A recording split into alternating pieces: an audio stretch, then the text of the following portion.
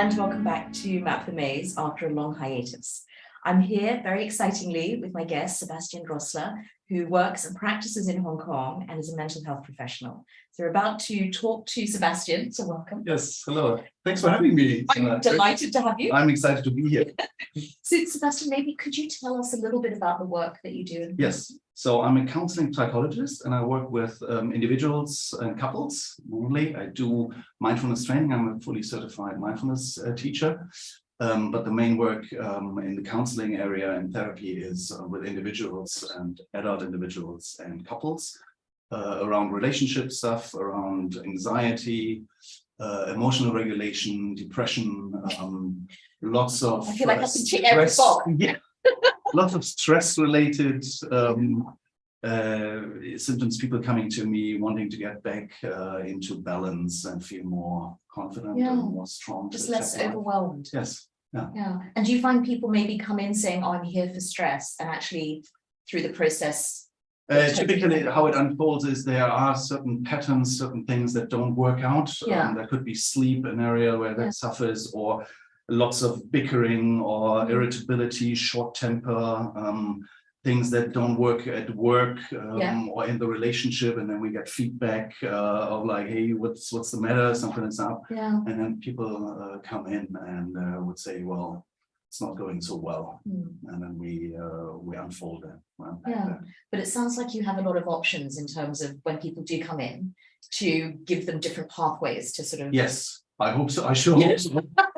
One pathway is first of all to really unpack and listen to what is going on, what are the feels. Very often we come in and we're more or less narrow-minded about one thing that we have in mind, and then I hear sometimes in the same session, sometimes a few sessions later, I hear that also there was a grief, a bereavement in the family, grief probably on the menu, something at work that wasn't working out, a project failed, or something else happened that wasn't on the radar before, and then we put the picture together and see. So it sounds like sort of helping people just to understand what's going on for them. Raising things, yes, raising awareness is I think key, and it's probably 50% of what we do in session. Yeah, it is funny because I feel like in mediation we sort of do a little bit of that people come in and they're like, "I'm getting a divorce," or "I'm separating," but then as we start unpicking, what does that actually mean for you? What are the financial arrangements? What are your children's arrangements? What does it mean for you as an individual? And then that can kind of go in lots of directions. Lots of directions, lots of different processes getting triggered, I guess. And when people are sort of thinking about coming in, what do you think is the biggest hurdle for them to come in? Of reaching out?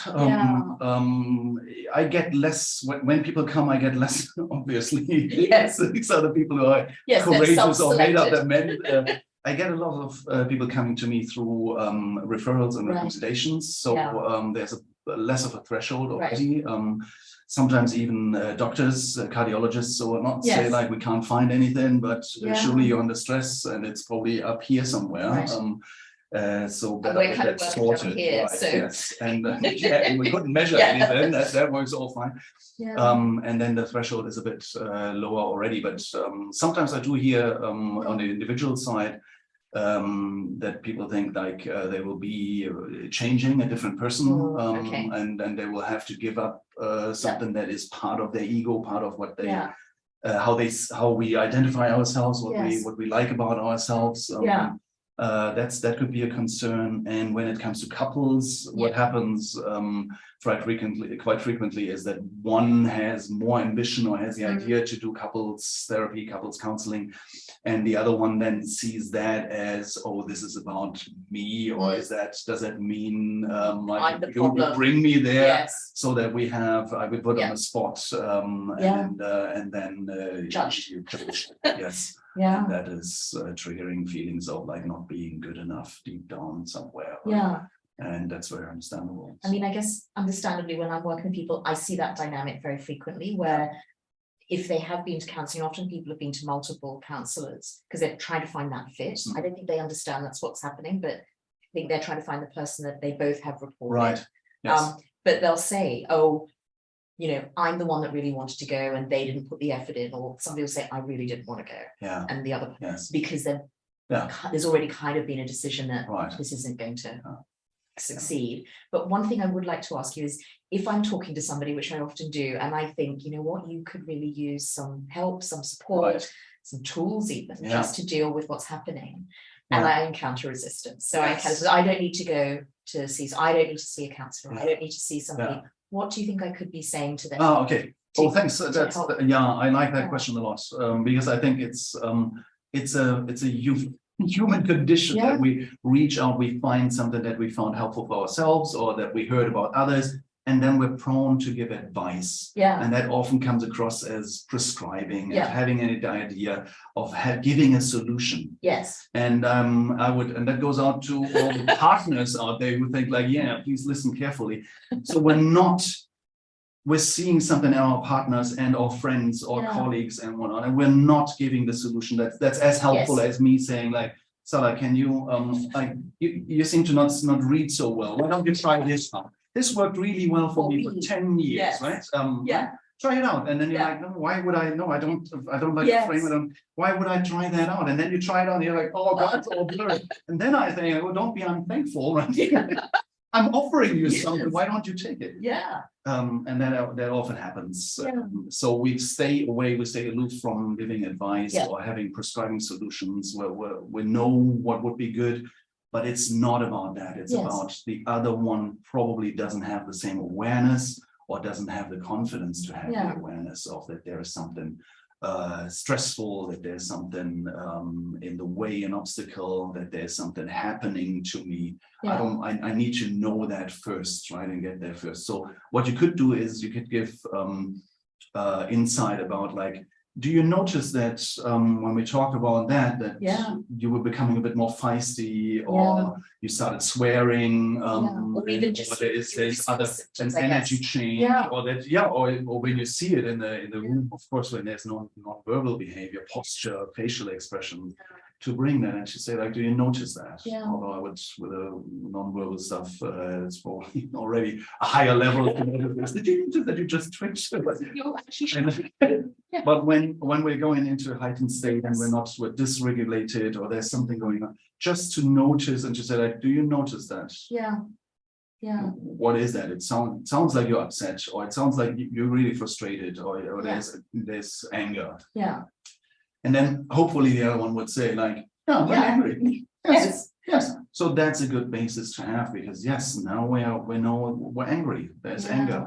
And we can deal with that. Okay. But then again, it's more about the awareness of what's going on in the moment, right? Yeah. What's there in front of you, Yeah. and not what could be a solution. Right. And Because like counseling or therapy Yes. is not always the solution, right? It's like it sounds good to some people. Well, it's another- and it's another it's option. helpful. It's an option. yeah. Yeah. I guess one thing that I often say to people, I'm just wondering now if this is actually correct, is that working with a counselor as you're going through your mediation is a really good idea. A, for emotional support. B, because friends and family, they love you, but they're not professionals. Yeah. They don't understand the context of what's happening around you, that Yes. kind of environment Yes. of that separation.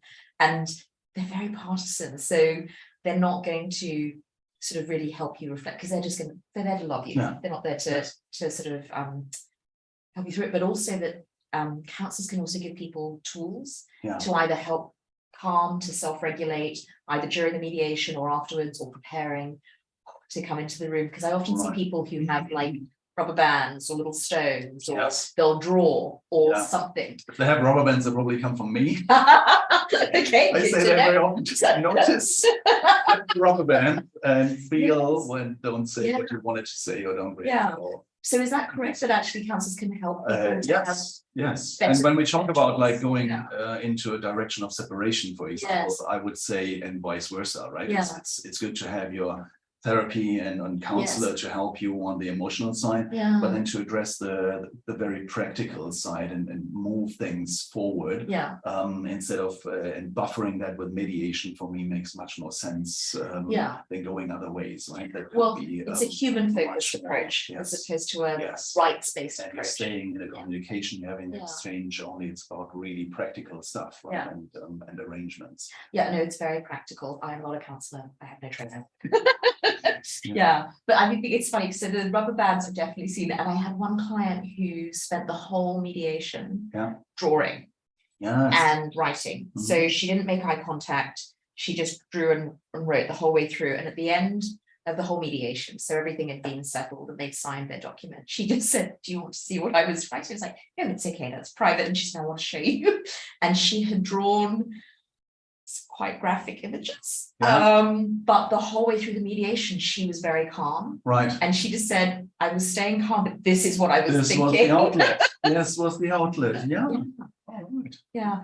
Because I think there's also there's evidence that that act of writing helps to re-engage the sort of the logic circuits of the brain. So it's actually it serves lots of purposes.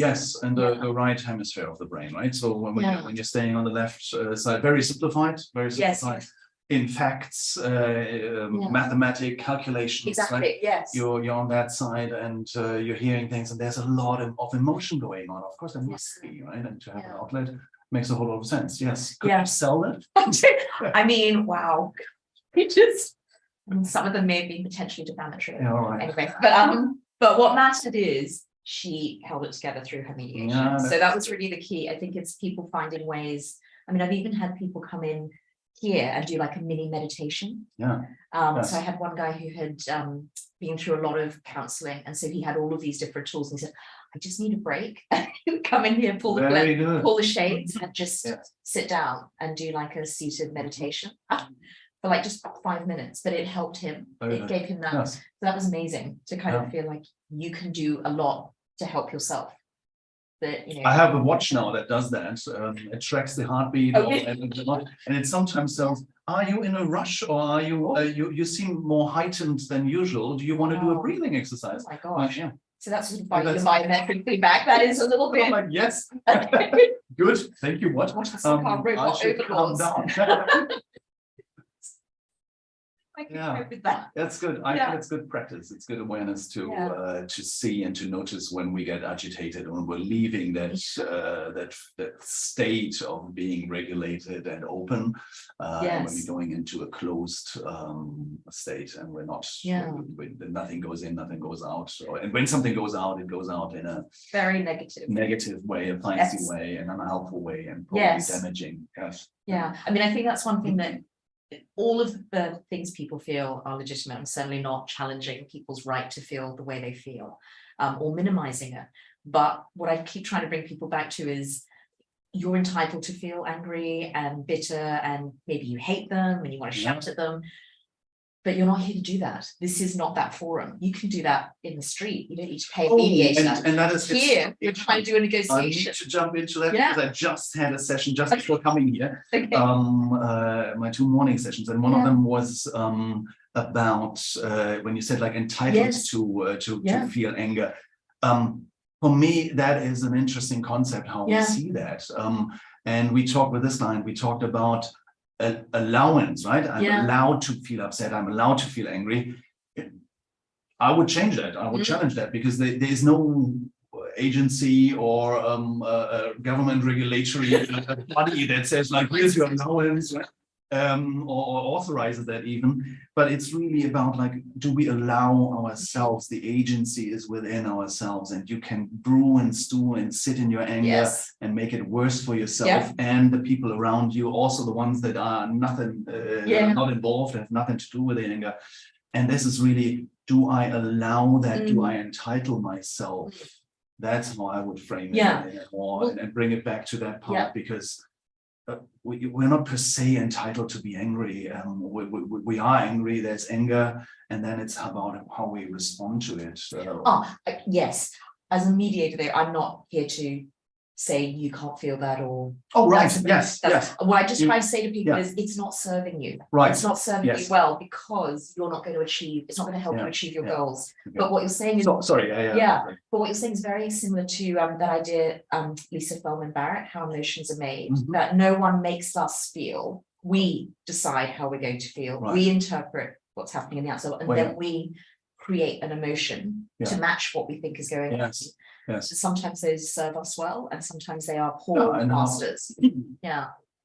They could be signaling Yeah. any emotion. They could give us information on where we Yeah. are, what's going on, and then it's up to us to learn and refine how we respond to it. Yeah. Right? Yeah. Well, I think, and also figure out what is going to help me.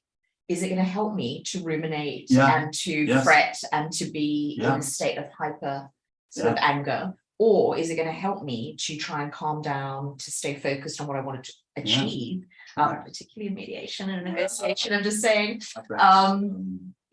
but sometimes I find it's often when people have become sort of heightened in their emotional state. I'm fine with people expressing emotion, but sometimes it's really destructive to the conversation. And so then often I'll just break people, partly to give them a physical space. Also because then they've got to walk to different rooms. And I think that helps. The physical movement helps. But then also just to try and help them to refocus, to give them some space to say, okay, very good. I understand that you want to express this, but is it helping?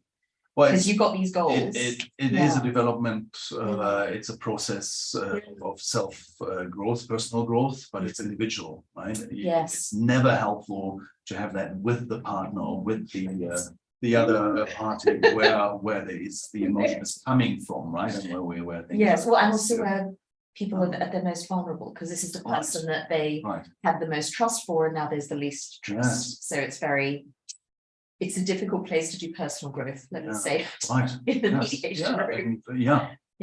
I don't envy you for that. Getting triggered all the time in the other partner, right? And then I mean, I've had people that just seeing the other person is the trigger, or hearing their voice, or some people have very strong scents that they use, and it's enough. It's just enough to roll the eyes, to turn away. Here we go again. Because then they're in that and then you're back in that very unhealthy cycle. I guess that's the other thing that's interesting to me is as people are separated, those patterns don't disappear. No, absolutely not, unless people disappear, right? The patterns remain. Remain. I always remind the couples that are going into that direction, no matter what happens.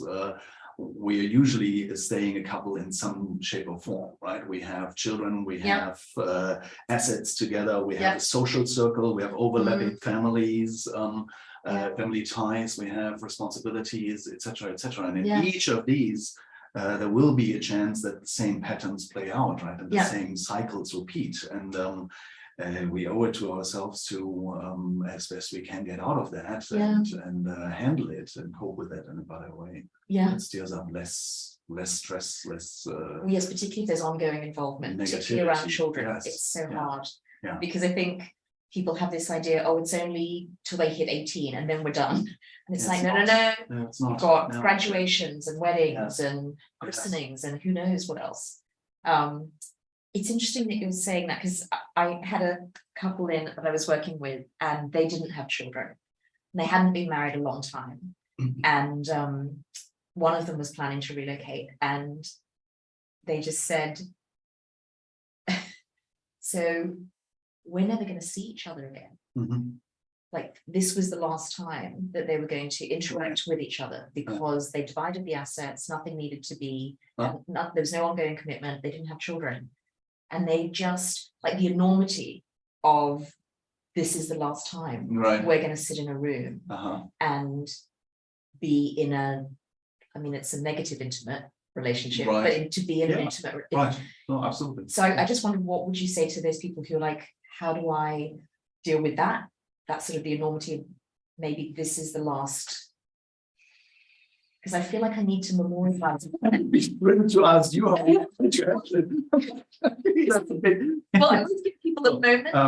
Sometimes people want to say something, and I think that's absolutely you can only be very present and be in that, realize for yourself, as you said, oh, that's a big one. That really is, if that's true, then wow, we just come to realize that, right? And that again is this. So silence is probably the only way. And just giving that somewhere in the body that will express and process somehow, and then show. It steers up a lot of thought. And Yeah. whenever that happens to me, I'm inclined to, but now I'm after Live. a few years, after a few years doing this, like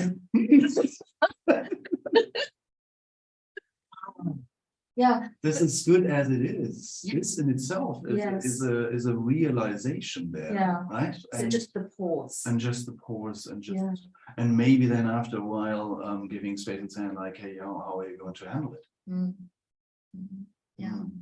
It's really, but I think it's interesting that you said it, because I think one of the hardest things when I was learning to be a mediator, and also because I'm a lawyer, we love talking, is silence. Yeah. It's such a hard for professionals, just to let you know, if we're not talking, it is hard on us. It's so hard to learn that. How do you? The hard thing is no, for me it's a bit different. Well, I add on to that. Because it's not silent. Yeah, I love talking and I know a lot and I need to share, and my interpretations are always sharp and strong. That's why me. However, it's when you're silent or when you're following that shooting star, right? And you're just in it, and you're silent. You're fully aware. You're still steering by that. You don't let loose. No, right? It's not like that you're checking out and getting a tea. You're like, oh, you need a moment. No, you need to be there because your presence is absolutely crucial to that process. It's the mirror cells in the brain connecting. It's like being there, heightening the presence. Your autonomic nervous system will feel all that, the heaviness, the drama, the probably sadness, etc. And you're contributing this to the energy that's right there, right now. And that's the harder part. So it's just shushing. Okay, well, yes, I had many moments where I thought like, oh, glad I didn't say anything. It was good as it was.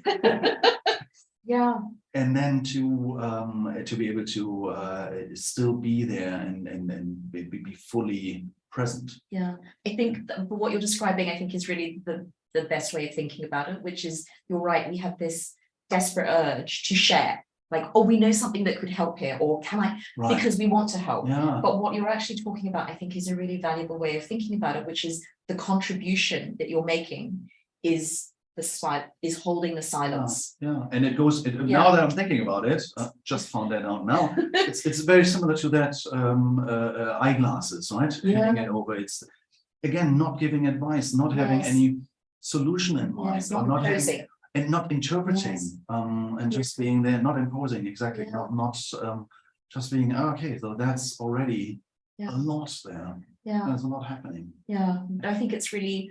But it's hard when I know when I was starting out as a mediator, you just feel like you're negligent somehow if you're not doing something. And you don't appreciate how much you're doing when you are silent. And on your end, I guess, I reckon that there's much more, you have to have a much more stringent protocol, right? You have to make some points and then work a way through, right? And we're kind of because there's expectations, right? That you want to get to a solution right there, right then, right? And on the counseling part and the therapy part, things emerge, right? And then sometimes it's the flavor of the week because something else has happened, right? And we need to deal with it. And that's just life, right?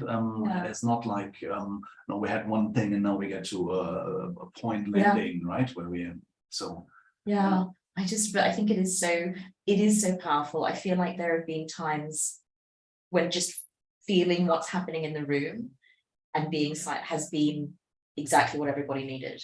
That actually that was that pause, that moment. You said something that I wanted to ask you about, because I think you just said it, and not all of us are trained psychologists or counselors.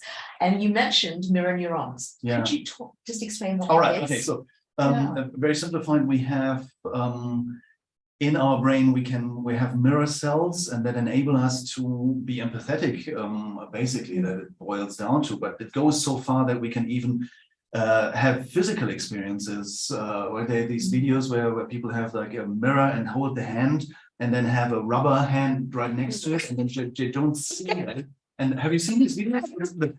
And then they slap with a hammer on that rubber hand, and people are feeling the pain. Yeah. So that's how strongly we can actually put ourselves into the experience of another person or another living being, if you will. And that's the mirror neurons. And because we have that, a lot of, when I work with trauma cases, for example, it's very important to have that connection with that mirroring of the other's experience. Do I get the experience? Can I put, I don't know exactly, and I don't have to know what exactly went on, but I need to be able to connect to that terror, to that pain, to the confusion, to that whatever I see and experience, right? And I connect with that because it's already there. And that in itself, because we have someone else, so it goes further. When we have the mirror neurons in therapy, a lot of therapists nowadays will probably say like that at least 50% of that connection is the healing power. And that's what we do, because we have someone who really cares what is going on, right?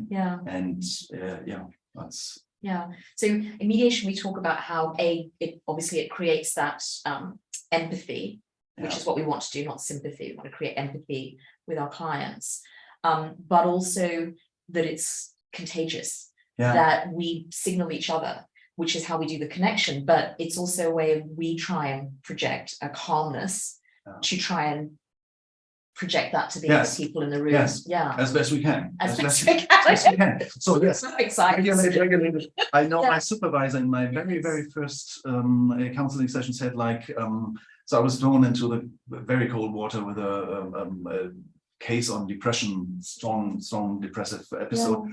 And he said, well, all you need to do is just be present. I said, well, thank you. Just in the room. Thank you very much. Thanks. What is that?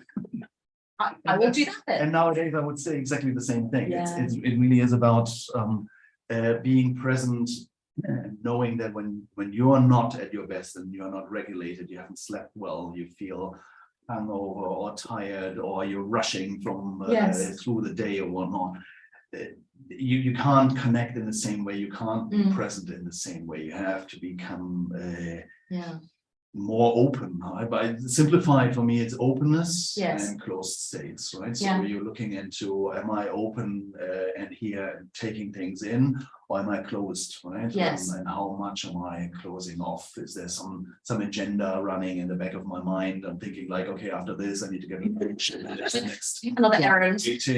How do I do that? And then I'm listening fully, etc., which happens all the time, but the overall gist of it is coming back into what I call social engagement state. But I guess that kind of ties back into what I guess hopefully your mindfulness stuff, but also what you were talking about with just being self-aware. It's like, oh, I'm not paying attention. I'm not actually focusing on what's happening here. I'm 6 errands ahead of myself. And actually bringing yourself back. As well.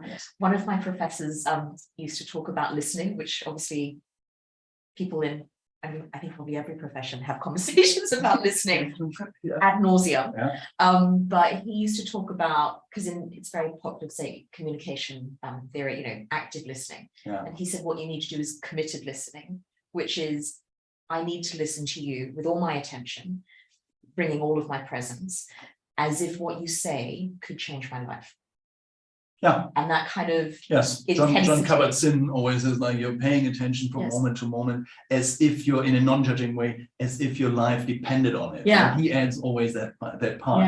And in the beginning when I was getting into mindfulness, I thought like that's didn't smoothly integrate. I know that makes a lot of sense, but then it really is like, so what it means is intentionality, right? Intentionality. It's really like we forget how much, like just normal traffic, you ride a car, right? How much responsibility that is, and there needs to be an intentionality. If you drift off into autopilot, or you're like doing something else, or you're just not paying attention, that could be detrimental. Right? You could be, although I think that if you know a regular route, how many times have you got somewhere and think like, I can't remember what happens all the time. Shocking.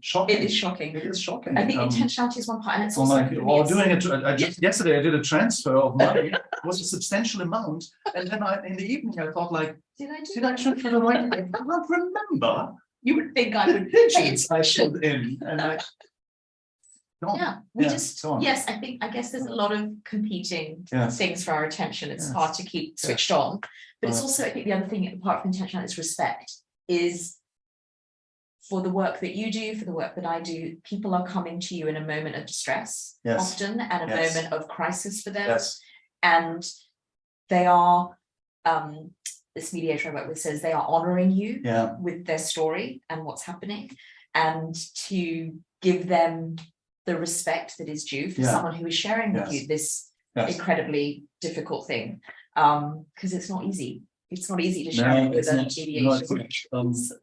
When couples come to see me, and new couples, I'm always very nervous, and I share that with a couple, Yeah. because I feel vulnerable. You never know who shows up in which Yes. state, and Yeah. you have two of them, right? So you have to the complexity. Exactly. So and It's exponential. to really to feel into that and to get Yeah. into to get started, right? To get into Yes. some work and processing of stuff, but also let everyone talk, build a relationship with both of them, and be very respectful. Yes, because back of your mind, you're And like, it's- I've got to do these 5 things for And them. they come in and they feel vulnerable because they talk about things that are very intimate and very uncomfortable and awkward to talk about, right? And Yeah. they're exposing themselves, and Yeah. So this is the necessity of awareness to have there. Yes. Yeah. Yeah, no, I think it's a real honor, but it's a challenge to hold that space for So people. hold that space. Yeah. Yeah, and to Yeah. make them feel comfortable in a room Yes. they don't really want to be in. Yeah. I think we all acknowledge that. That's true. Yes, I have people who finish and they'll say, thank you for that. No offense, but I never want to see I you don't again. want to see you. I never get offended. I get it. Yeah. It's like some dreadful orthodontic treatment you never want to repeat. No, exactly. Yes. And speaking of that, because how I see it, Yeah. correct me if that's wrong, son of it. There is that part that you cover in mediation, a lot of practicality. Yes. But that comes, people have to come to you very prepared, right? They come with a Ideally. lot of, but going through a lot of admin stuff, paperwork. Yeah, oh yes. Traveling back in time, tedious. knowing it's tedious, Very and tedious. covering this and functioning. Yeah. To me, that often seems it's not the same as a bereavement in the family or losing a close one, but it's like going through that where in that shock phase that is very Yes. emotional. At the same time, you have to just deal and get on Yes. with a lot of stuff, Yeah. and that already is like on top of work, on top of family commitment, children, Yes. etc., right? And remember then you're having to and sit your sleep. weekends through, I don't know, Yes. all kinds of financial stuff, Yeah. backtracking Yeah. records and things, and that then in turn trigger other memories and stuff. And to already juggle that, I'm already in awe. Well, and also the legal advice that they're getting at the same time. So people are juggling all of these things. I think you're right. I think it's very overwhelming. And then we say to people, good news, you're getting divorced, separating. Here's all of the legal advice. Here's all of the financial data we need. And good news, you get to do a whole new thing you've never done before. Come to mediation. Let's negotiate. It's a lot for people. I think the overwhelm, some people seem to be, I don't think it's easy for anybody. Some people seem to have better tools for dealing with it, and other people, it's just every day is just this epic struggle to kind of come in. But there is a sense of joy. I remember one lady who had she had 3 lever arch files that she carried around with her every time we met. She didn't actually need, but I think they were something of a safety blanket. Giving her something to I've done all of hold this. on to. I've done all of this work. And then when she came in for the last time and we signed the document, she just looked at them and I said, are you going to pack them? And she went, I think I'm going to burn them. Yeah. Well, that's what I would have done. Do you have a fireplace? Fireplace or a fire pit. She was Incinerator. That ritual, just letting it go, letting it go. It was really funny. Yeah. She was just, I don't have to carry these around anymore. Yes. Yeah, Yes. it was really helpful. Wait. Yeah. And what so from my side, how I see it's like it's when you say it's already awkward, it's usually two different processes, right? It's actually three. One is the couple in itself that deals with it, and then the both individuals, right, with their processes. Exactly. And typically what we see is when we're not on the same pace, even though if you want or not, because one was triggering it more or wanting it more, or is already better prepared, or has already checked out and has already done the grieving. And all of that, right? So we need to see that this is really when they come into the room. In my practice, but also in your practice, it's two different places and states you're dealing with. Absolutely. It's not just, okay, we're here now. Exactly. It's half time. We're all ready. For me, I'm just warming up, and you're already penalty shooting. You're in overtime. Exactly. And that's actually, I think that's exactly how it feels for some people. So when I meet people for the first time at their intake, we talk about how adjusted are you to this idea of the separation. And for some people, it's like, doors closed behind me, I've checked out, I like get the business deal done. And then for other people, it's like, I don't know why this is happening, this is all too fast. So I talk to people and say, look, you might be in different places, and we need to also bear that in mind, because for some people it's going to feel like we're moving too fast, the other person we're going to be moving too slow, and both of you need to feel comfortable. But staying where we are isn't an option often. I think that's the real challenge. Okay, so Sebastian, thank you so much for this chat about, I don't know how many different topics we touched on, but we're going to break now. In the next episode, I'm going to ask Sebastian some specific questions about how people separating can help themselves and think about things. So thank you very much for joining us, and we'll see you next time. Bye. Thank you.